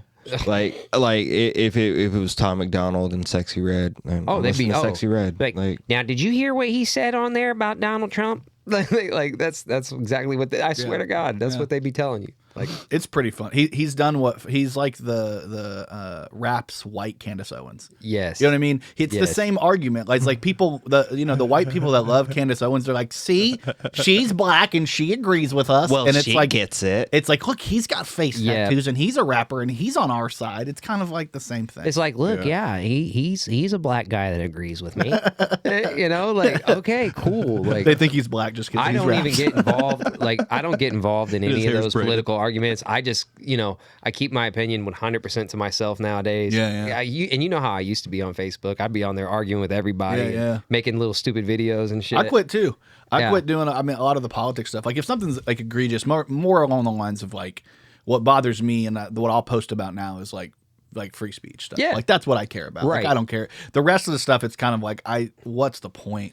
I'm not changing anybody's mind on here. My mom's mad at me now. We're not changing anybody's mind. We're making our family pissed off at us. Yeah. Let's just fucking drop it, not talk about politics at all, because I'm not going to change your mind. You're not going to change mine. And regardless, our opinion ain't changing fucking shit that's going on. So. Yeah. Really? I mean, for real. Like, we can You're not wrong. We can sit and be like, oh, the border, or this or that. It doesn't matter because the government's going to do what the government's going to do. So it's just your opinion. I mean, there was that's the one political thing I will bring up today. The Greg Abbott thing. You guys hear about this? The governor of Texas put out put out a letter to Biden saying that they're gonna circumvent the. I mean, it's the start of what a lot of people would consider the first shot fired in like a civil war. Like, it's the closest we've gotten, and a lot of states. There's been like 13 or 14 states that have like been behind him, including our state. Actually, our state governor said that he would send troops down there to help, and it just seems like this border issue is obviously serious. It really is affecting people. We know that, but it's like, what do we do? The humane version of what do we do? We can't just like send everybody home. You know what I mean? Right. It's just not. It doesn't make sense. So it's a weird thing, man, that we're dealing with unprecedented times between COVID and between what's been happening with Donald Trump, and there's people that believe he can't run, there's people that believe he can, and it's just going back. But what's important is that Dame Dash thinks that Indiana is up next. I don't know if you guys saw this. It's been popping actually, up everywhere. Is this real? I don't know, and I tried to verify it, and I couldn't find it. To give my 2 cents on this. Being a rapper, there's a lot of people that try to take advantage of artists that want something. So a lot of times they'll use somebody's name. So Nick and I, Too White, we were in a competition. It was the first time I ever went to Azimuth. Actually, we went up to Azimuth for this competition. This guy was Young Jeezy's DJ, right? Yeah. I think I remember you telling me. It was called Making the Next, and it was like advertised as like a reality show, right? Long story short, so we go up there. I stand in front of this dude in Azimuth, and I rap like 6 bars. He's like, "Stop! I don't need to hear no more, man." And I'm like, "Okay." He's like, "You're in," and everyone's coming out like, "Yeah, I'm in." So like next we went to this hotel like a month later, and we had to sell these tickets. And with these tickets, you got like a pass to an official BET Awards after party or whatever. Fucking probably some in Atlanta. Like nobody's fucking going to Atlanta for some after party. Like no one's going to this. But so we go and we perform at this fucking hotel. And, one of the things was, if you want to vote for somebody, it's $1. Right. It's $1 a vote. And I remember I went up there. Tattoo girl scams. Yeah. So I went up there. And see, these people, they would have videos with like the Young Guns and with like diplomats and shit. And they'd be like, yeah, here we are with the diplomats. Here's the people that won last year. Look, their records in Best Buy now. You know what I mean? Superman video, I was in the back. Yeah, it's kind of like that. So I go up, I do my thing, and then I wind up coming in like second place or whatever. And then like, all right, now we're going to go to Chicago in a couple months. So you guys get ready. We're going to Chicago. We're going to get in the studio. I'm like, all right, bet. So we're about to go to the studio. Like, the shit's getting real. And I go, dude, and like, we're literally, it's like me and 5 other people. We have one beat. There's like 30 or 40 of us there. And they're like, all right, here's your beat. You guys go off, all right, and write something. And you got to keep the length of the beat. And there's like 5 of us. And so we're walking around Chicago with like a little fucking speaker listening to this beat and trying to come up with shit. And then we get in the studio and we have 20 minutes to lay down our verses. And I'm like, 20 minutes for 5 people to lay down verses, And then about 6 months later, they put the song online, and guess what? They wanted more money. They wanted you to vote for the song. Get people to vote for your shitty song that no one ever wants to listen to. Yeah, that you didn't even want to do. Point is, there's a lot of stuff like this where they'll be like, oh, Dame Dash, Indiana's got next, message us for more info. And then you message them and they'll be like, yeah, it's only $200 if you want to enter. I had a guy message me the other day, said he worked for the Source magazine, and he was offering me a $250 press kit to be in the Source. I'm like, no. Nobody even reads the Source anymore. Nobody reads magazines at all. No, and if it was, maybe it was like XXL or like Complex, but no, not the Source. Maybe if it was the cover. Right. And I'm not paying some random dude on Instagram $250 for a Source to be in the fuck out of here. So the point is, there's a lot of predatory stuff towards younger artists, and just steer clear. I don't think Dame Dash said anything. Did you ask the man a question? I don't ever put it. It's not on the screen, guys. Nobody can see it except for us. Sorry. Oh, okay. I put it all the time just to get a laugh in the room, just to mess around. But I wasn't trying to go off on a tangent there, but I just wanted to share my own experience. And if you are a younger artist, if anybody happens to listen, be careful, because they take advantage of artists. Yeah, so that's... Go ahead. Oh, I was going to say, I think that you find that in any industry that you do. Just being and seeing stuff in the wrestling industry, stuff like that. There's all sorts of people that are trying to take advantage or be like, hey, let's do this and that and that. And it's weird. It's so like predatory. And they don't care about actually helping an artist. What they care about is filling their pockets. And they'll take maybe a portion of that money to whoever gave them the most money and say, oh, here, we'll do this for you. It's a pyramid scheme. Maybe. Yeah, it is like a pyramid scheme, except 100%. for there's a lot of losers, a whole lot of losers that never get anything back. And that's what a pyramid scheme really is. Yeah. I was going to ask you, you're talking a little bit about, traps that young artists can get into. What do you think is your best advice to give to? I see, you know me. I have a kid who's really into rap. Yeah. He's lucky that he has me as a dad. I don't know what you had to deal with when you were coming up rapping as a kid. If you had somebody that was, but he's lucky he has me, because I'm the type of person that's like, I'll big him up and I'll help him and do whatever I can. I have all this equipment. So, and my dad used to tell me, he's like, Colton, you're fucking 13 years old. You're fucking white. Nobody wants to fucking hear this shit. Okay? God damn. Like, that's my... I'm laughing at the Turn impression. it down. Yeah. Turn it down, kid. My kid's just in there, obviously. He's really into rap music. Yeah. He does a lot. I think you did. You sent me something a couple months ago. Yeah. And so, what would be your, if you were starting today, let's say you're young, you're starting today, you're doing hip hop, what would be your keys to like, this is what you should do?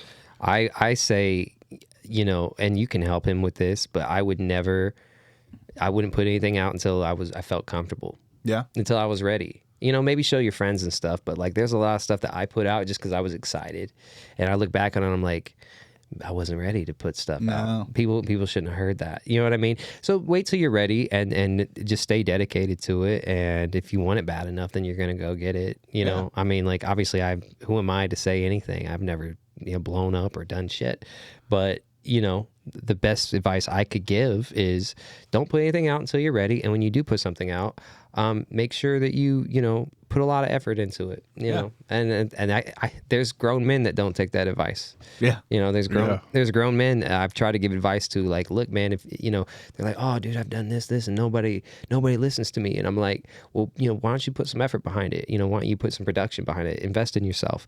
And they're like, no, I don't think I want to do that. I'm just going to put out a reel. Sounds hard. You know, yeah, it sounds hard. It sounds like hard. Effort. You get one girl off a song and that's it.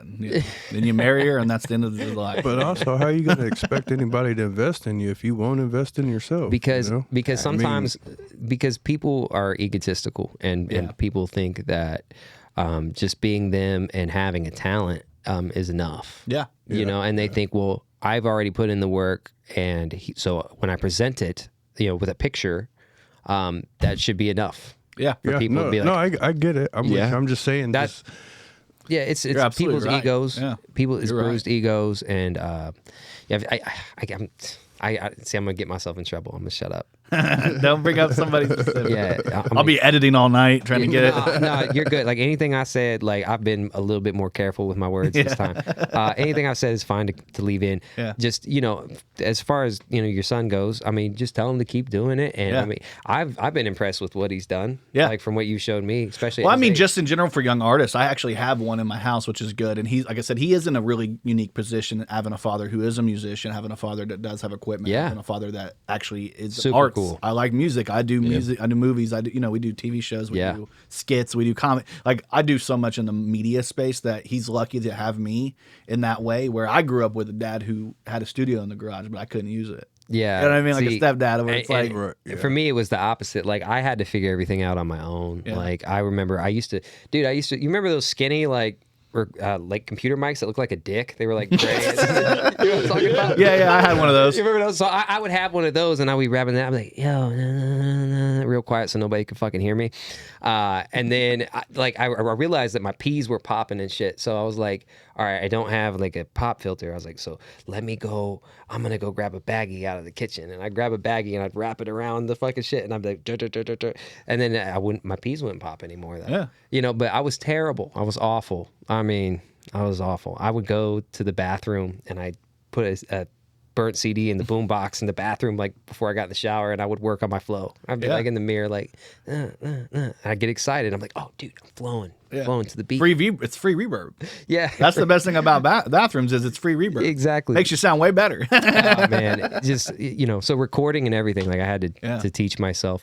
And it's funny because like I think you had brought up like, I showed you songs that were really old. Yeah. When you brought up. Old post for me. Yeah. Well, there's a whole bunch of. I mean, I went back and looked at it because I'd done a song that I record. I say song because like I had no idea what the fuck I was doing. Me and Nick were Nicky Flynn. Flynn, yeah, you know me. Yeah, that was his rap name. Yeah, right? It was Flynn, yeah, you know me, and I knew him from high school. We had kind of known each other a little bit and had hung out. And so we talked about doing a song together, and he sent me that track, and I wrote a little piece to it. Got me laid. Like it did. Like playing that song in front of girls would get me laid. Pose for me? I learned how to play it on guitar. So I could play. You played Pose for me on the guitar? Yeah, I used to play it on guitar and sing and then people that rap would rap on that beat. If you guys heard this song, like you would laugh. Before we leave, maybe. So I have a song with Dubs. Yeah. Called Dick Pic, and it's about like you've been texting a girl for a while, and I think it's time, right? It's time. Like I know what you need. Like the hook's like I know what she wants. Yeah. I know what she needs. I'ma get naked in front of this mirror and take a pic of my D. She needs a dick pic. I would do a Little Dicky before Little Dicky. Bro, it's hilarious. But I see stuff like that, man. Like. Why don't I do stuff like that now? I literally said that to you. Remember when we left? That I think a different day we were talking about doing stuff. I was like, the one thing I love that I think the May 28th to me is such a great song. Yeah. You can just feel the visceralness and feel like where you can almost put yourself in that situation if you've ever been in a situation similar to that, which I have. Yeah. So like and then that hook is so good. The beat is ridiculous. Thank you, man. I randomly found that beat looking for beats, which tells me that it's right in my wheelhouse. That's kind of crazy. Right? Yeah. It popped up on my YouTube algorithm like here's a new beat, and the guy that did it is a guy that I've been following for a while, and I sent it to you, and you're like, oh man, his beats. You just heard that one. Yeah, and so like that's the other thing. Like people are like, oh, like I got a message to somebody else that made a song to that beat. It was not good. Like I tell you, I tell you, like I listened to it and I was like, no shade, just truth. Yeah, and I'm like, why are you sending this to me? But like, people are like, oh, you stole the beat. No, I don't steal anything. I pay for a license to use it. You can license them. I license it out. I mean, that's what I do. If you don't hear a producer like thing on it where like it's a tag, like you took the L or buy your beats today. The funny thing is, I leased the beat that we use for the podcast, and I still have the. But I don't care because it's Bobby Trill did the beat, and you guys know Bobby. Zach. Stroop. Yep, Strop's my guy, man. Yeah, I like Strop a lot. He did the beat for the podcast, and so I still leased it, and then I just had him send it to me, and he still sent it to me with the tag? God damn it, Bobby. So it's part of it. The podcast, but sometimes the tag is cool. Like I think his tag is kind of cool, and it's like his like imprint on it. I think that's cool. That's fine. But when you have like buy your beats today, right? Beats.com, datpiff.com, Saturn Beats. Time to send her a dickpic.com. But yeah, I mean, music. I hope it don't go to the group chat. yeah. Whoopsie. It's the part of the game though, and I had somebody comment the beat, like they posted a link to the beat like on my music video, and I got a hold of dude because I saw his name. I'm like, I'm friends with him on Facebook, and I was like, dude, what the fuck are you doing? I was like, you know how many times these like little rapper kids have asked me like, oh, where'd you get that beat, man? Where'd that beat come from? So I sent him a message. I was like, what the fuck's your problem, dude? I was like, if they want the beat, like I have no problem shouting out the producer or anything, but I don't want them to have the link like, here, go make your own song, Yeah. You know what I mean? And he was like, dude, I was just giving props to the producer, bro. Yeah, one of those things. Yeah, I'm like, nah. I knew what you were doing. We know what you're doing. It's not a secret. It's kind of some hate and shit. But Yeah. I felt like it was at least. Whatever. So anyway, the link to that beat, I'm just kidding. So anyway, let's share that right now. The link below. Do your best K-Dot verse. Send it in. Remix is coming soon. Oh, man. Just kidding. No, that's great. I mean, you've got a lot of music coming out. You're working on a lot of stuff. Yeah. I'm excited. The Real Prophets. You sent me another one that obviously I'm not going to play here. Don't play that. Cut. Do not play this anywhere, and I will not. Don't play that. But I like that one as well. I'm excited to see what your son winds up doing with music because I think he's really young and I think he's got a lot of potential. So I'm excited to see what he winds up doing with it. I really am. He's a huge Juice WRLD guy. He likes some random shit where I'm like, what the fuck is that? But there's this I don't even want to say the name of the rapper because it feels racist. But he's white. He's black, but his name is Lil Darky. Yeah. And he does like Darky. And he does like it's like Lil funny. Yeah. It's funny, but there's a lot of like racist humor in it. Have you ever heard of Lil Darky? No. Never. No, I haven't. Yeah. Dude, I'm stuck Lil on the Darky 90s is with my interesting. music. It's like if when we were back in the day when we'd listen to like Eminem and we'd be like, oh my god, did you hear he said that? Yeah. It's kind of the same thing. It's funny, like because I know you like a lot of the newer shit. I try. It's different. You know what? We need to hang out, and I'll play you the good. Hey man, I like a lot of the new shit though. I'm not quite like Nick is. I'm not. No, I don't listen to anything new at all, and I'm like, oh, okay, all right. Yeah, that's up his alley. He don't listen to nothing new. No shade. But we came when we were growing up. Like we were listening to '90s hip hop, and then we had snap music, which everyone would dance to at the parties. But at the same time, you also had Nas putting out like hip hop is dead and shit like that. Yeah. Like I don't know. It was a different time. I kind of live in that time. I love like old school hip hop music. I'll throw that shit on more than I really will throw on new shit. Although like I do like new shit. I like 21. I like I like 21 too. Shit. I like I like 21. Yeah. And the greatest rapper of our day, Young Thug, of course. Oh yeah. Yeah. Name a rapper right now that has a really big album that's popped off that doesn't have a Young Thug feature. You can't. Even Killer Mike, Young Thug. It was funny because I was joking with Scrapalato, shout out to the homie. And I was like, should I start? Because I haven't listened to the Michael album. I was like, I've listened to songs. But I never went and sat and listened to the whole thing. I want to listen to the whole thing from start to finish. It won his Album of the Year award. I was like, I want to check it out. And so I went in there, expecting it to be good. And it's good. I like it. It's Killer Mike always has one or two songs that throughout the years have always hit me. And that there was a couple songs on there, and then I'm listening to it, and then I'm like, is that Thugga? I'm looking. Oh, so I sent it to Scrap, and I was like, Thugga Thugga's on the album, isn't he?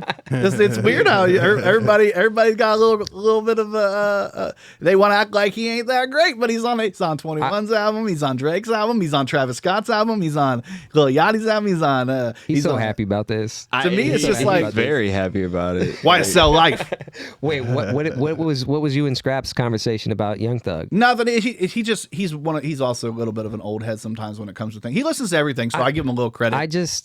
So do I though. Like he listens to more than what I do, but I love Thug. Like, okay, what about was Young Thug on Jid's album?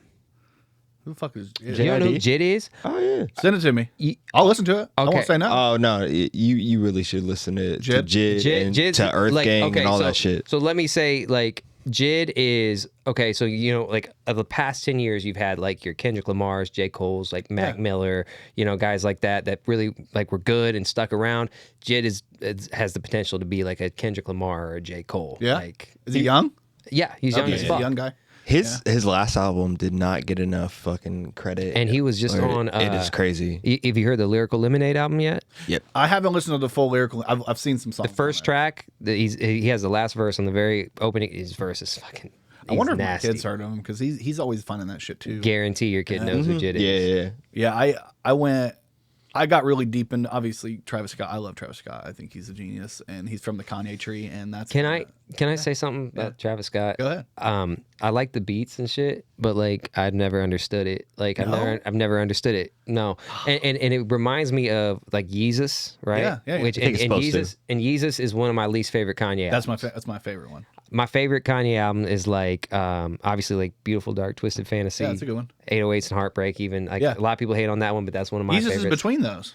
Yeezus is literally okay. So the way I look at how you feel? My Beautiful Dark Twisted Fantasy. I don't really listen to him. You don't listen to Kanye at all? No. My Beautiful Dark Twisted Fantasy is a mixture of Yeezus and 808s. I like the Life of Pablo more than I like Yeezus. Good one too. That's not a bad album. I don't think the only bad album in my opinion Kanye's ever put out is the Jesus is King album. And that's because I was like, and even then, like, but the song with Sunday, the clips, the song with the clips made up for all that though. Yeah. The song like the what's the name of Jesus? Which one? Use This Gospel. Yeah. Use This Gospel. Like, dude, that song, and he's got the choir, and Kenny G comes in. I'm like, dude. It's insane. It's not my favorite, but there's a song. It's funny because even when it's the album that shit sucks, is beautiful, Jordan. Even when the album sucks, there's still a song or two on there. You're like, oh. Yes. And there's only like Absolutely. 6 songs on that whole album anyway.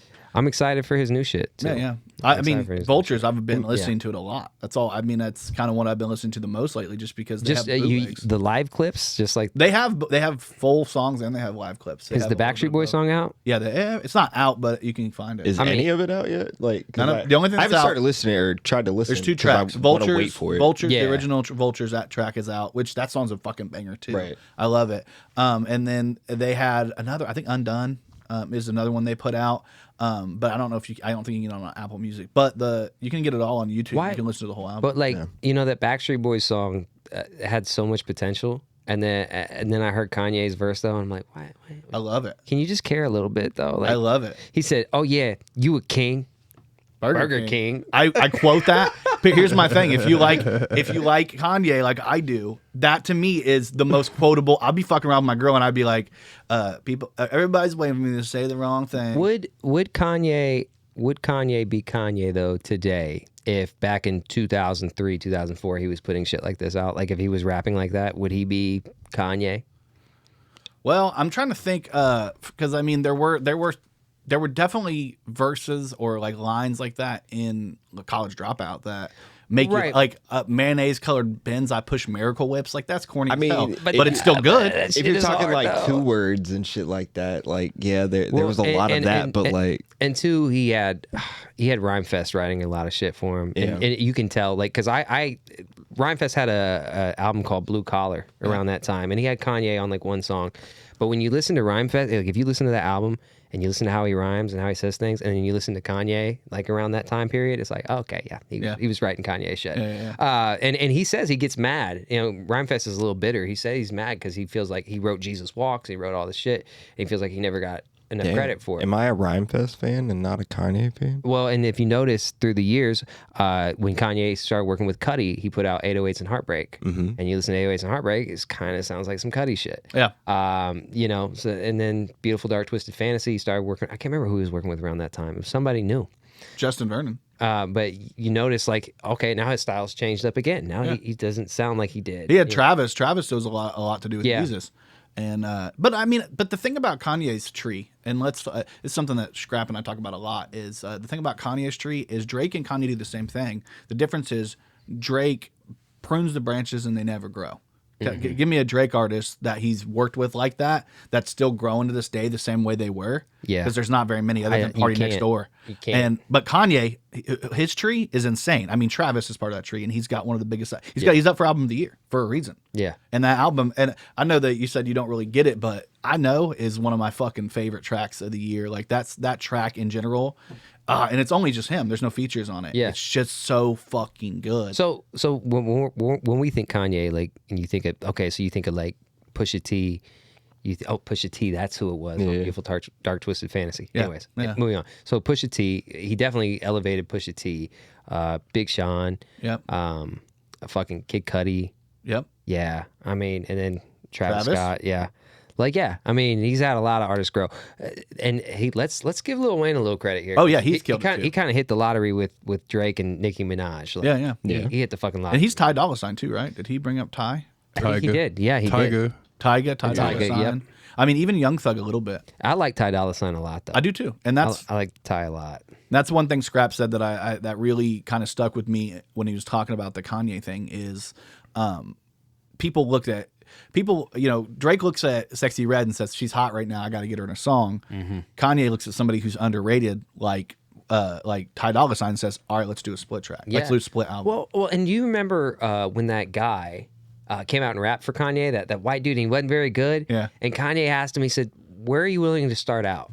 He said, are you willing to start out doing something else? And the guy was like, yeah, I'll do whatever. He's like, all right, here's my number. Call me. And that guy, a few years back, wound up putting out an album, you know, with Kanye's help. Like, yeah, it's fucking awesome. He takes care of his people. He does. I mean, even if for a minute he's got multiple people in there taking care of him, there's, you know. Well, and that guy, leave us alone. That guy, it's okay. That guy wasn't very good though. He really was not. But Kanye I think when he stepped up and he had the balls to just be like, Kanye, just listen to me rap, because that's how Kanye used to be. Yeah. He was like, just give me a chance, just let listen. me rap. Yeah. And I think Kanye was like, all right, go for it. And then he gave him an opportunity. I think that's super cool, man. That shit's always been the shit that drove me, or that like made me like Kanye, because I'm like, I like that fucking pushy spirit, and like, because I'm like that, I push people. I'll be like, yo, I can do this if you just give me a chance. Just let me show you that I can do this, and I'll knock it out of the park. Yeah, I think I've lost some of that, like as I get older, like as I'm in my 30s, I think I've lost some of that. But like growing up, I think that's why a lot of people, and maybe Jordan, maybe you can attest to this, because you said there was a point in time where, you know, not that you didn't like me, but you thought I was trash or whatever. No, I don't. I never said that. But I was. So I didn't listen. He be hating. Yeah. This was like high school times, you know. No, it was all about post for me. That was why I was upset, because I was upset that Nick we were supposed to do the song together, and then he put him on a remix, put it out before we even put the original out. I was like, what the fuck is going on the same album? It had nothing to do with you. It had more to do with Nick. I was like, man. I've soured, like, especially when I was younger, a lot of relationships just because I'm so passionate about what I do. And like, I would always like step in the room like, I'm better than you at you know, not everything, but like rapping, like I'm better than you. I always came in with that attitude. And if I wasn't, I was upset. I was angry. And as I've gotten older, I'm just like chill. I'm just like, I don't care about any of that anymore. You know what I mean? Like, if people listen to my shit, they do. I know what I do. You know? And maybe that's maturing, but also I want that fire, you know? Like, I went back and listened to you on that Nick album when he put out that album, because even Scrap's on that album too. And as much as I know you just made that face, there's a specific track on there. I'm not going to play it, but I'll tell you the name of the track because I want you to know. I went back and listened to that album the other day because I was like, man, I remember the time and place. I want to see what's going on here. And I just remember specifically there was a song on there that you're on, and you're clearly like insane in the song. You're really good in the song. And I think more of it had to do with me just talking trash. It can't be. Does it set it off or talking trash? It can't be from back then. It was good. It can't be. He's got like 40 songs on there, so that's part of it. Is like there's like 40 like, songs. hey, yo, man. I'll be up in there like, hey, yo, dog. I had some like, trash bars, man. Like I think got it's hard, talking like the trash. hardest cardiac pumping. No, you actually killed it on the. I mean, even the rapping was. I mean, the verses and the bars were good. Well, thank you. But I mean, like, but you've always been talented. I don't think I ever hated you based on a talent thing. If I had any qualms with you more than anything, it was because I was like, this motherfucker got on the song and it sounded better. What the fuck? Why did it sound better than the original? I don't mad. think it probably did not sound better. It did. It was way better. And you came in hard, and like you talking about that mic earlier. You're talking about you used to write. I think that's what I used to record. I was like, pause for me. You know what I mean? I was doing my best. Yeah, no, well, that's at that point. By that point in time, I had like a little condenser mic and a shitty little interface, and I didn't understand anything that I was doing at all. I mean, I was like, dude, I'm gonna put auto tune on this, and it's gonna be awesome. And that was Yeah, auto-tune was all the shit. Right? I mean, T-Pain was so big right then. dude, you put auto tune on shit that made no sense back then. Right. You just Lil Wayne did it, so you're just like, Wayne, T-Pain, it was like everywhere. And then fucking Jay-Z ruined it for everybody. yeah, well, but Lil Wayne would just do it. I mean, it wouldn't even be in key or anything. He's just like, yeah, you know what I mean? Like doing all that bullshit. Yeah. Lollipop. Lollipop was the shit. And he started the whole, I mean, before Pause, there was no homo. Man, you know what I mean? that video of him where dude is quoting the Lollipop remix to him, and he's like, who said that? He's like, you did. He's like, ooh. By the way, the Kanye Lollipop remix, I love that too. Oh, yeah, it's and that's fucking another great. example of a song where he did some stupid ass bars in it that were just funny. Yeah, he was like singing on that. He was like, He was using lollipop. lollipop, breasts is just like Dolly Park. Yeah, Oh, yeah. yeah, he did. He did do Yeah, that. I'll fly my spaceship just to hit the top. See, I haven't listened to it Until in she a asks how many long time. licks do it take till she get to shop. But I liked auto tune Kanye though. He was like, man, I remember. 808s and Heartbreaks, man. I remember when I first heard "Put On." Because that came out before. Put On 808s. was the best song in the world when it came out. To I me. remember was like, I was riding with Peanut. I was high as fuck, and he put that shit on. And Kanye came on, and I heard the auto tune. It was before I really understood what auto tune was. I looked at Peanut. I was like, "You got the share effect on there?" no matter how hard I try. I was like, "You got share on that bitch?" Like, you sound like Cher. Like, what is this? Yeah, but I remember first time hearing that record, I was like, wow. Like, Yeah, he's on to some I felt shit. the exact same way. He's on to some shit. Put On, because there's that break to and Yeah. that bass. I was in the car with a friend of mine, and he had a system. And that's the first time I heard the song was like a full bass system in the back of like a yellow, what was it? A fucking Mustang. He had like a drop top convertible yellow Mustang, and it was like, I put on. It was like, I put on. yeah. I put I on. fucking So love good, it. I dude. fucking love it, man. That just takes me back, bro. Oh, yeah. It really does. I fucking love it, man. 2008. Yeah, about 2008. Yeah, 2008. Something like that. Yep. I swear, those are the best times right there, man. The best time. I gotta throw this before we can get on. I think I'm sorry. I feel like I've been talking way too much. I'm sorry, guys. Oh man, it's a That was what podcast. That's what we do. podcast is supposed to be like. Real quick, let me go ahead and there's a couple things I need to throw out before we end. First thing is we do have an open mic comedy starting soon at Cooper's Pub with the Kokomo Press. We can't put out too much right now because You don't have a date? we do, but it ain't we're gonna do a slow roll. A slow roll. We're gonna slow roll it out there. But we're gonna be doing comedy with them and working with them in the future, and we'll be downstairs in the downstairs bar, which is even better. Very cool. We got Nice. we got some speakers coming in next week. We got some mains, some really nice mains we spent a lot of money on, and we're getting ready to. I got two. These are the two mics. You see them? So the question I have is this going to be like a one-time thing, or are you going to be doing it like Weekly. Weekly.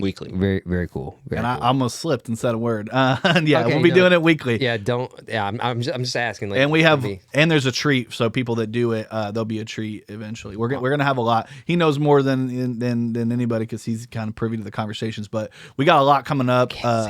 But until Brian gives me the go ahead, this is his baby, so I'm gonna let him give the go ahead. Well, I'm excited, man. I mean, I'm sure I'll see when you guys put a date out, but I'm going to try to make it to the opening night for sure. It's gonna be fun. It'll be fire. We're gonna be killing it. And then so we have that going on. And then obviously let me throw that back up one more time. Check Cooper's Pub. We were working together on that one. And then of course, like I said before, go and follow our guest today, Please. Colton Seagrave here. Where's K. Dot on Instagram, on YouTube. Spotify.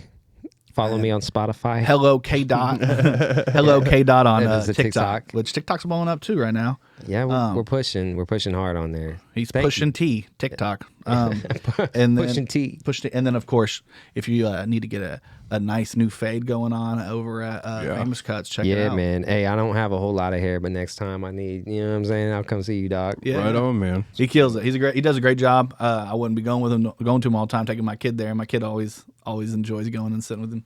And he's got a Kobe Bryant. What is Barber it? cape. Barber cape. Yeah. Yeah. Oh, that's fire. Yeah, it's pretty sweet, man. It's pretty sweet. So I wasn't a huge Kobe fan, because Why? I I was thinking about this today. was a Celtics fan. I was for a minute. thinking, okay, whoa. Why? Because KG? No, nothing to do with KD. Real quick. Right there, signed, autographed. I can't see you I over know. there. I'm sorry. What Signed is it? autograph photo of Ray Allen on the Bulls. Oh, okay. Ray Allen was my favorite player. Okay, that's fair. My thing with Kobe was I loved Kobe. Like it was like a love-hate thing. Yeah, that's because I never wanted him to catch Jordan. I was like, no, Yeah. he's not better than Mike. You'll He's not never gonna get be as 6. good. He's not gonna get 6. And then when he retired though, like I remember watching his game. Yep. I was at work and I was sitting in the lunchroom and it was like the end of the game when he got 60 and I was like, oh my, I got chills, bro. Yeah. And it just meant, and the fact that he was done. Like you never see anything like that. They had his numbers on the court. You never see anything like that. No, it was no. incredible. And then when he died, like, bro, That was horrible. it was a just horrible hit me day. right here. Yeah. So And his daughter. So yeah, CG. So and both those other girls too, and their which families. I did see they put those 3 girls in the Basketball Hall of Fame. Yeah, and they were honorary draftees for the WNBA. So Yeah, they that's made, what it was, Yeah, the they made them WNBA. honorary draftees. Yeah, it's so sad. So sad. Horrible. Yeah, the reason why I hated Kobe was because he was so good. Yeah. That's the truth. When you're that good, and I'll probably feel the same way about LeBron when he retires because, right now as a Pacers fan, you can't like him. You have to hate him. Yeah. He ruined. Same we went being to a 2 Bulls fan. Eastern Conference Finals and lost because of him. Yeah. and we could have won those. Well, and series look, without him. the Bulls were number 1 in the East the year that we went to the Eastern Conference Finals, and it was the first year that LeBron was with the Heat, Yep. and then they just went on to lose to fucking JJ Barea and Dirk. I know. And I was like, if you motherfucking cocksuckers didn't put this whole thing together, like we would have fucking had. Did you say another- JJ Barea? You just acted like they didn't have Jason Kidd and Hey, Jason Terry. hey, JJ Barea was tearing that ass up Yeah. all series. That's bro. who he was. without the 3-pointer. That's who TJ McConnell reminds me of. Like Yeah. the way that he. I know they're both tiny little white dudes that just have. McConnell's a lot of just a energy. hustler, dude. He's just out there doing all the dirty work, man. I like his game. Though. I could talk basketball all day. I know. We'll get off, but he's one of those players, though. McConnell. He's one of those players where, like, especially if I have money on the Pacers, when he's out there, I'm either like yes, or I'm like, get him the fuck out of here. It's either really good or really fucking bad. I swear to God. It is. You either love him or hate him, and typically, like you love him, especially just because he's a spark plug man. He is. He's a spark plug off the bench. He gets in the game and he's running Yes. and he's doing things where you're like, why are you okay? He's out there. Why are you okay? He's out there grabbing boards and shit, and it's like, what the fuck? Like Getting steals. He'll come down, he'll fucking turn the ball over, and then and you're like, get this fucker out of the game. And then the next play down the court, he's out there, he steals the ball and gets out on a fast break. Like he's one of those guys, man. But it's a good year for basketball. Good year for the Pacers, I love basketball, man. Anyway, thank you guys so much for coming on the podcast today. Yeah. Brent, K-Dot, Colton. I know he's like, don't call me K-Dot anymore. But it does say where K-Dot. Where's K-Dot's or stuff? It's fine. It's my nickname. It's fine. You'll always be K-Dot. Oh, You'll always be the it's only okay. K-Dot. It's still you. Yeah, it is. It is. Kendrick are cool. It's just the comments. Oh, you're not Kendrick Lamar. Hey, how I know. dare y'all? I know, man. He doesn't even go by K-Dot really anymore. So I was like, come on. No, he doesn't either. Yeah. So it's fine. You guys both gave it up. It was a mutual decision, I think. I had to. Thank you so much. Anyway, I'm Jordan Grainger, and my red chair we've got Brent Mcclain. over here in the black. Colton Seagrave. And I'm Hypocrisy Jones, even though I said Jordan earlier. Doesn't matter. He's a man of many names. Anyway, this is Kokomo Press Podcast. Thank you guys for tuning in. We love you. Bye. Hey, you just listened to the Kokomo Press Podcast. We thank you for tuning in. We hope you had a great time. If you did, go ahead and like us, subscribe to us, hit that notification bell, do all the things that help us get seen. Go find us over on Facebook, on YouTube, on Instagram, on TikTok. Like us, follow us there. And if you want to really, really help us out, we now have a new thing called Facebook subscriptions. It's only $4.99 a month, and it helps us build out even more than what we have already. Helps us get more equipment, helps us put money into shows, because we give you comedy shows, we give you guys skits, we give you guys podcasts, we give you guys jokes. And if you want to be a part of a group of people that actually get to talk to us and tell us your input first and get to directly speak to us, and maybe even, help us write some of these jokes, you can be a part of the group. Join that subscriber base. It's only $4.99 a month, and it's not a lot, but it helps us out tremendously. And it's going to give you an opportunity to maybe win some merch here and there. We're going to do a lot of fun things with our subscribers. So please check us out everywhere you can. And if you want to, subscribe to our page. Thanks for listening to this podcast. We love you. Thank you. 2 kisses.